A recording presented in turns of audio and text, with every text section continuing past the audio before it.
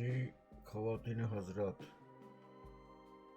सुनने वालों, देखने वालों, आप ढकैया सुब्बासी भाई बहनों, जो भी दुनिया का जहाँ पर है, सभी को मेरा एक तकरीर में खुशामदीद, आदाब और सलाम पेश करते हैं। अस्सलाम वालेकुम व रहमतुल्लाहि व बरकातुहू। तो आज मैं जो बात में जो चीज़ के ऊपर तकरीर करेंगे वो हुआ कोरोना वायरस के ऊपर, कोविड-19। कोरोना वायरस तो हो जाएगा तो ब्रॉड अम्ब्रेला, मैंने कोविड-19 के ऊपर बात करेंगे, इसका वैक्सीन के ऊपर, इसका एलर्जिक रिएक्शन के ऊपर, और इसके ऊपर हम लोग का लोकल रिप्रेजेंटेटिव जिन लोग है, खास करके हम लोग का सिटी का, ढाका सिटी का काउंसिलर लोग का, उन लोग का भी रोल क्या होगा, ये तीन तो चीज़ में जहाँ तक सके मुख्तसर से बयान करेंगे। तो मेरा ये तकरीर तो असल में कोई मेडिकल एडवाइस नहीं, एक ठो जाके जस्ट अवेयरनेस ग्रो करना, जनरल इंफॉर्मेशन, बेसिक इंफॉर्मेशन ही अपनी में दे रहा है। तो ठीक है, अभी हम शुरू करते पहला वैक्सीन के ऊपर से बात करते हैं, कोरोना के ऊपर। तो एक तो वैक्सीन बनाना तो इतना आसान बात नहीं। कोई वैक्सीन बनाने में कम से कम जो सो वैक्सीन, शायद माम्स का वैक्सीन बनाने में शायद 4 साल सब लगा था, और पोलियो का बनाने में शायद 15-20 साल को ऊपर ही लगा हुआ था, और हम लोग को यहाँ पर ही कोविड-19 का वैक्सीन बनाने में का 1 महीना लगा। तो ये लग रहमत है जो बना लिया गया। अब शुरू करते हैं भाई, वैक्सीन तो क्या चीज़ है। वैक्सीन तो हुआ जो बदन में एक तो आदमी के इम्यून सिस्टम होता है।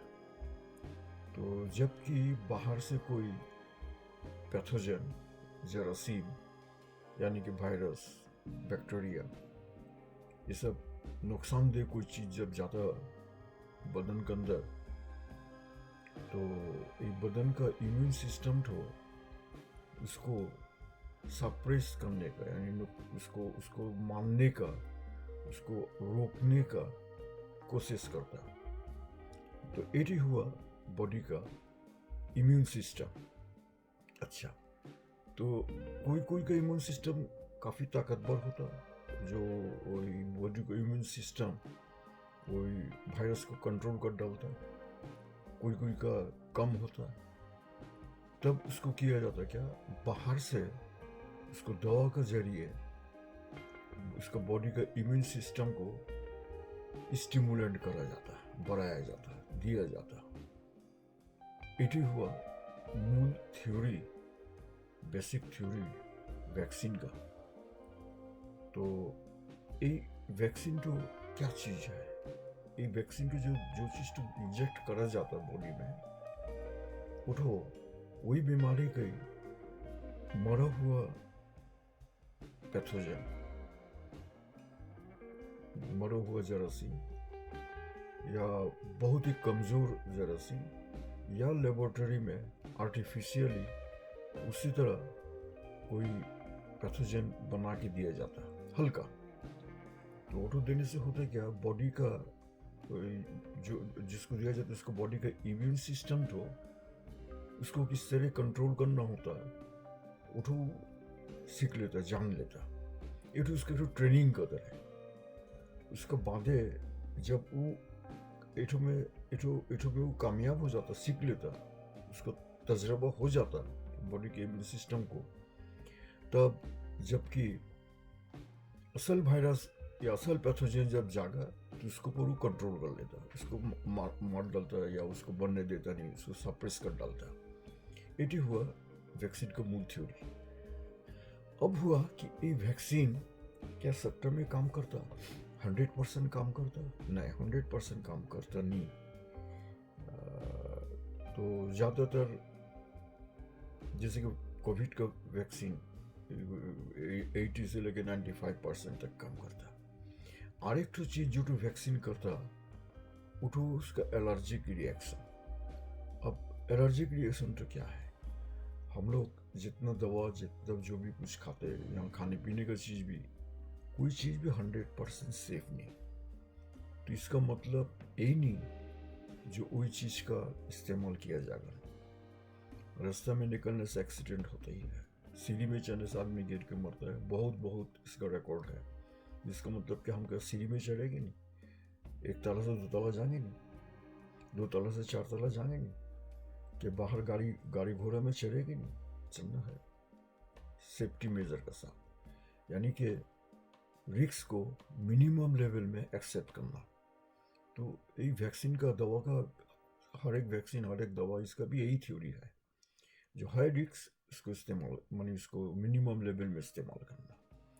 अब की जबकि कोरोना जब मानी इतना आदमी को जब मार देता, सबको तो इसको सप्रेस कर सकता नहीं, सबको इम्यून सिस्टम तो सप्रेस कर सकता नहीं। आदमी तो मरता भी, काफी आदमी तो मरा, तो सब कुछ जानता है। इसमें जो नुकसान होता और वैक्सीन देने से जो रिएक्शन होता, वही रिएक्शन वही नुकसान के सामने यही नुकसान कुछ भी नहीं। तो इसलिए वैक्सीन देना चाहिए, मगर इसके ऊपर भी थोड़ा बहुत बात है, जो किसको वैक्सीन देना होगा किसको नहीं देना होगा। तो इसके ऊपर दोनों बात कहते हैं, जैसा कि वैक्सीन देने का टाइम में क्या तो चीज़ ख्याल करना चाहिए, डॉक्टर को कहना चाहिए जो आगे से कोई वैक्सीन में कुछ एलर्जिक रिएक्शन हुआ ना क्या, जो देगा उसका रोगी का ये तो जनाना चाहिए। कोई टाइम में आदमी का जो देगा उसका कोई बुखार, कड़ा बुखार या दूसरा कोई बीमारी है ना क्या, उन्हें दे सकेगा नहीं, डॉक्टर को जनाना चाहिए, डॉक्टर डिसाइड करेगा दिया जाएगा नहीं। उसका इम्यून सिस्टम तो कैसा है वो भी देखना होगा, उसका ब्लीडिंग होने का कोई बीमारी है ना क्या, मानी खून ज़्यादा पतला या खून का कोई खून क्लॉट होने का ऐसा कोई चीज़ है ना क्या, तो भी जनाना होगा। दूसरा कोई कड़ा बीमारी है ना क्या, प्रेग्नेंट औरत या उसका दूध पीने वाला बच्चा, ये सब आदमी ये सब को थोड़ा जान लेना होगा, पूछ लेना होगा, डॉक्टर को जना देना होगा।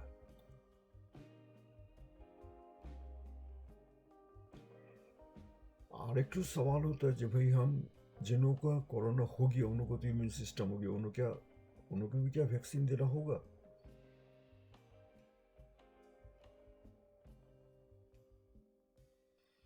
सीडीसी का कहना मुताबिक हाँ उनको भी वैक्सीन देना होगा।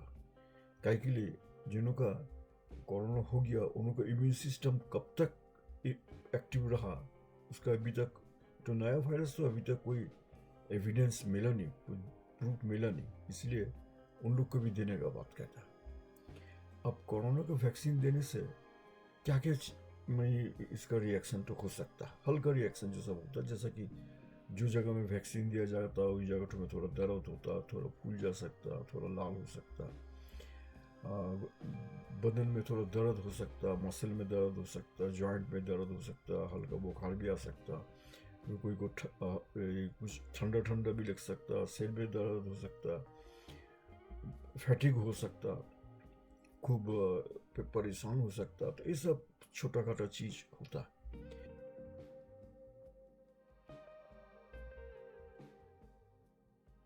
और बड़ा चीज जो तो होता वो तो हुआ जाके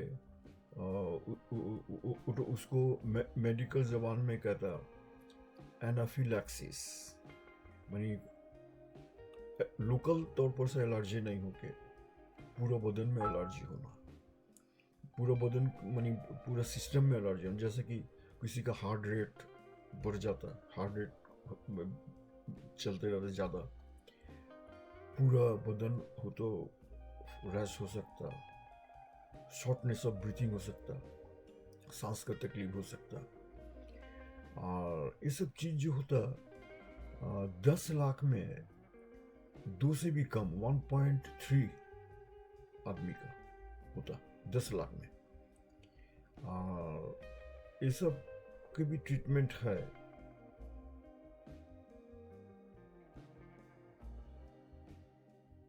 जैसा कि है उसके लिए बेनाड्रिल है, एपिनेफ्रीन है, स्टेरॉयड है। जब एगुनी नॉर्मल बेसिक इंफॉर्मेशन के लिए नहीं, ये सब जो सब मेडिकल प्रोफेशनल उन्होंने जानता है क्या। तो जो डॉक्टर कहे थे ये हुआ वैक्सीन के बारे में थोड़ा बहुत बातचीत कर गया। अब एलर्जी का मतलब जो बहुत से आदमी सोचते हैं भाई खाली बदन हाथ खुजलाने से मुझे एलर्जी होता, नहीं, इसको ऐसा कोई बात नहीं। एलर्जी का बहुत किस्म होता, सांस का तकलीफ भी हो सकता, छींक आ सकता, आँख लाल हो सकता, नाक मुंह से पानी, आँख से पानी गिर सकता, नाक से पानी गिर सकता। ये सब भी हुआ एलर्जी का किस्म का सिम्टम। धूली से भी होता, बालू से भी होता, खाना से भी होता। जैसे कि चीना बादाम में, हम उत्तर देश में है तो जानते थे नहीं चीना बादाम में भी इतना कड़ा कड़ा एलर्जी होता है। बहुत सब में चीना बादाम को ऐसे मर भी जाता है। झींगा मछली में होता है तो हम वो जानते हैं। दवा से होता, बहुत आदमी खुशबू बदबू से होता, धूली से होता, बगान में जाने से होता, फूल का रेणु जो होता पोलन उससे भी होता। कोई कोई का बहुत माने कड़ा एलर्जी भी हो जाता। तो यही रहा थोड़ा बातचीत आ क्या कोविड-19 के बारे में। हम जानते नहीं जितनी बात कहने मांगे तो सबकी कहा ना क्या, फिर पीछे याद करने से और भी कहेंगे।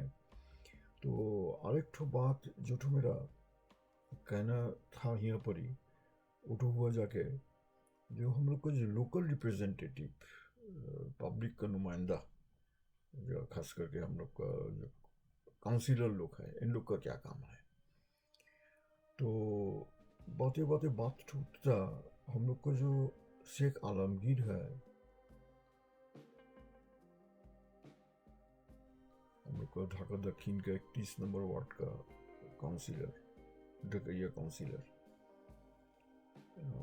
काफ़ी दिलचस्प आदमी है, सोशल काम में भी बहुत मसरूफ रहता। उसको मैं देखा, हम उसको उसमें आगे उससे कोई जाना पहचान है भी नहीं, कभी उसको देखा भी नहीं मैंने।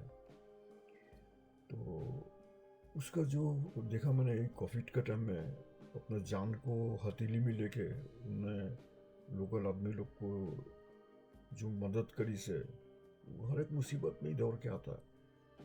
तो दिल से बहुत दुआ निकलता है आदमी के लिए, शेख आलमगीर के लिए। तो उसका किरदार सबको पसंद है, सबको इज्जत करता, सबको मोहब्बत करता है। अब हाँ, कुछ कुछ आदमी तो थोड़ा इधर उधर बात कह गई, तो ऐसा तो 100% जो सबको एकदम किया गया ऐसा कोई बात नहीं। तो खैर ओवरऑल हम उसको बहुत अप्रिशिएट करते हैं। तो ये भी हम वही लोकल रिप्रेजेंटेटिव का बात कहते हैं। लोकल रिप्रेजेंटेटिव जैसा कि जिन लोग कोविड के टाइम में रिलीफ में उन्हें पब्लिक का मदद में जिन लोग ने काम करी से उन लोग को काफ़ी नाम हुआ, जिन लोग ने करीस नहीं उन लोग को तो आदमी उतना उन लोग को कीमत दे रहा नहीं। किससे करेगा एक आदमी, अगर कोई आदमी अगर काम में मदद करे, कोई आदमी अगर भला बुरा में दौड़ गया तो उसको तो आदमी मोहब्बत करेगा ही। तो उठो तो गया कोविड के टाइम में रिलीफ देना। देखा जो आलमगीर का, देखा जो बहुत से रोगी को लास्ट तक दफनाई सुनने कि जो आदमी कोई को भाई मर जाने से आरेक भाई डर का मारे उसका जनाजा में जाता नहीं, वहाँ पर ही या को देखा, आलमगीर को देखा जो सबसे काम करी से। तो खूब ठुकी तो गता ही लगता। तो अभी मैं थोड़ा बात कर रहा है हम लोग का ये आदमी काउंसिलर सब के लिए। तो अगर उन लोग को काम में गड़बड़ी का आदमी कहता हो तो কোনো কাম করে নেয়। তো এখন কাউন্সিলরদের কিছু দায়িত্ব আছে, যেটা হলো গিয়া মানুষজনকে জাগ্রত করা, মোটিভেট করা ভ্যাকসিন দেওয়ার জন্য। আবার যারা ভ্যাকসিন দেওয়ার যদি কোনো অ্যালার্জিক রিয়াকশন হয় বা কোনো ক্ষতি হয়, তখন তো ওই সমস্ত মানুষ না বুঝে না শুই না, তখন তো যদি ওইটা কাউন্সিলরের দোষ না, দোষ দেবো আমার কাউন্সিলরের কথা দিলাম এইরকম হয়েছে। তো এর জন্য আমি আমার একটা প্রসিডিউর আছে, যেটা আমি বিভিন্ন হসপিটালে এই সমস্ত প্রসিডিউর মেনটেন করলাম, এবং এইটা নিয়মই, এটা মেডিকেল একটা প্রটোকল। আমি যে সমস্ত হসপিটালে কনসাল্ট করি, তো আমার সম্বন্ধে বলা হয় না, আমি আসলে ওই হসপিটালের safety management professional, hospitals and health care facility কনসাল্টও করি। তো আমি এই সমস্ত হসপিটালে কিছুটা নিয়ম বললাম আর কি, যে যে কোনো ওষুধ, যে কোনো ভ্যাকসিন, এমনকি অপারেশনের সময় যার করে, ওটা নিয়মটা হলো যে একটা প্রশ্নমালা থাকে, যে যেমন আমি ধরি কোভিড-19 নিয়ে যে ধরি, একটা প্রশ্নমালা থাকবো, যে যে যে সমস্ত জিনিস আমি আগে বলছি এই ধরনের জিনিস, এবং যে ভ্যাকসিনটা দেওয়া হবে ওই ভ্যাকসিনের যে স্পেসিফিক যে সমস্ত প্রিকশনারি মেজার্স রয়ে গেছে, যে সমস্ত জিনিস দেখতে হয়, যে সমস্ত জিনিস প্রশ্ন করতে হয়, ওই ভ্যাকসিন অনুযায়ী প্রশ্নমালাতে প্রশ্ন করা হবে রোগীকে, বা যে দিতে আসবে তাকে।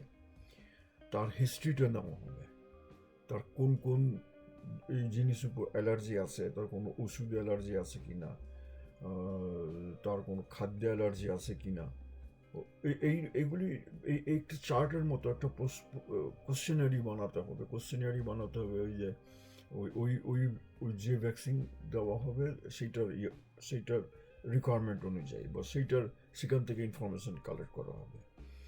বা এই প্রশ্ন যে মানে রোগী যে সমস্ত জিনিস জানান দরকার, হয়তো রোগী সবসময় সব কিছু নাও জানাইতে পারে, ওই প্রশ্নমালাতে রোগীকে প্রশ্ন করা হবে, তার হিস্ট্রি জানতে হবে, প্রশ্নমালা লেখা থাকবে, যেটা আমি বললাম যে আমি অনেক হসপিটালে এগুলি করেছি আর কি। আর তার একটা সম্মতি লাগবে। এক হলো গিয়া যে ও তাকে তার হিস্ট্রি জানতে হবে, দ্বিতীয়ত ওর সাথে রিলেটেড রিস্ক ফ্যাক্টরগুলি জানাতে হবে, এবং তৃতীয় যে সেটা ওর কনসেন্ট নিতে হবে, তার সম্মতি নিতে হবে, সই ওইটার কাগজের নিচে সই থাকবে। এই তিনটা জিনিস মানে একই সাথে থাকবে, একটা পেজে থাকবে এদিক সেদিক, বা দুইটাই পেজে থাকলো, মানে একই ধারাতে থাকবে সেটা, এবং এটা সম্মতি দিতে হবে তাকে। যে সম্মতি দিবে এত কিছু জানার পরেও তাকে ভ্যাকসিন দেওয়া হবে। যে দিবে না, কে নিতে যাবে? সে ডাক্তার বি কে কেন রিস্ক নিতে যাবে কিছু হয়ে গেলে? এমন 100% সেফ বলে তো কোনো কিছু নাই, যে ফ্র্যাঙ্কলি স্পিকিং। তো কে নিতে যাবে তার রিস্ক? কেনই বা নিতে যাবে সেই আমাদের কাউন্সিলররা, ওয়ার্ড কাউন্সিলররা, যেটার জন্য তারা মোটেই দায়ী না। তো ডাক্তারও মোটেই দেয় না। ওইটার কি রিয়াকশন হবে না হবে ওটা তো ডাক্তার বানায় নাই।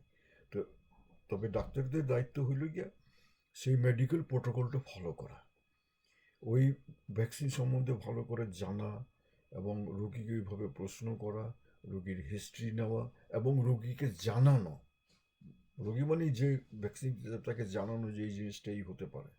এইটাই নিয়ম আর কি, মেডিকেল প্রোটোকল, এইটাই ইন্টারন্যাশনালি অ্যাকসেপ্টেড। এগুলো হওয়ার পরে তারপরে তার একটা সম্মতি থাকবে, রোগীর সম্মতি থাকবে, দরকার পড়লে তার সাথে একটা উইটনেস থাকলো, যেটা আমি বললাম যে যেটা আমরা করি আর কি, একটা উইটনেস থাকলো, এই কাগজটা একটা রেকর্ডে থাকলো। তো এই হইল গিয়া আমার কথাটা ইয়ের সম্বন্ধে, আমাদের ওয়ার্ড কাউন্সিলরদের সম্বন্ধে, যে তারা কিভাবে কোন गाइडलाइन করতে পারে। तो আমি যেটা বললাম, এটা যে होना ही होगा ऐसा कोई बात नहीं, इस तरह ये चीज़ फॉलो करने की कैसे कोई बात नहीं, एक गाइडलाइन, यही गाइडलाइन जो मुल्क में होगा, जो जगह में होगा, जो जो ऑर्गेनाइजेशन में होगा, या जो हॉस्पिटल में होगा, वही वैक्सीन के ऊपर क्या क्या रिक्वायरमेंट है, क्या क्या प्रिकॉशनरी मेजर है, এগুলি सबके ऊपर बेस करके এই কোশ্চেনারিটা होगा, একটু গাইডলাইন বানিয়ে দিয়া, এইটি হওয়া নিয়ম আর কি।